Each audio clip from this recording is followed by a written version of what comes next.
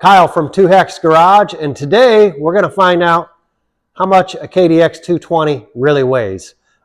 This 220 is a 1999. It is the H series KDX, which those KDX fans, you all know this was the last edition of the Kawasaki KDX. So from 95 to 2006 when they ceased in production. This particular one, as I mentioned, is a 220. It's my personal steed for fun and also for racing. I raced it last year in the GNCC Crawfordsville. And yeah, so just quick overview before we weigh it. That way, if you're kind of comparing to say, well, maybe there's some differences there. So right off the bat, we're doing the MXA method for weighing, meaning everything except fuel, right? We don't want to, harm the overall weight on this thing because it has a oversized gas tank and it's full of gas. You all know how much fuel weighs. I think it's 6 pounds a gallon. So however much fuel yours holds, add the pounds per gallon to get the proper weight.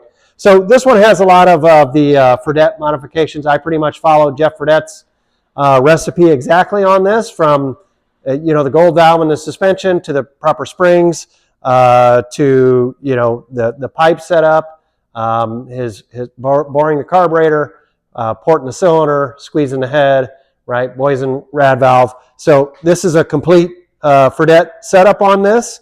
And yeah, other than that, I would say it's a stock bike. So let's find out what this thing weighs. In front of us here, we have actually a car scale, but we're obviously just using two of the scales.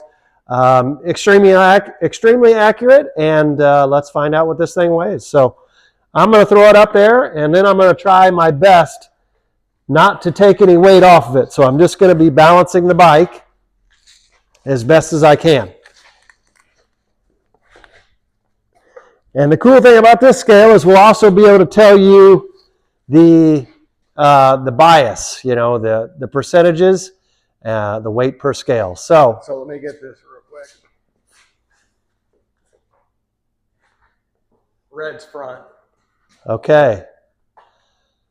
So our front weight is 114 and our rear weight is 124. So for those of us that finished high school, went to a decent school, we know that's 238 pounds. 238 without fuel, that gives us a ratio of 48% and 52% front to rear. So there you have it.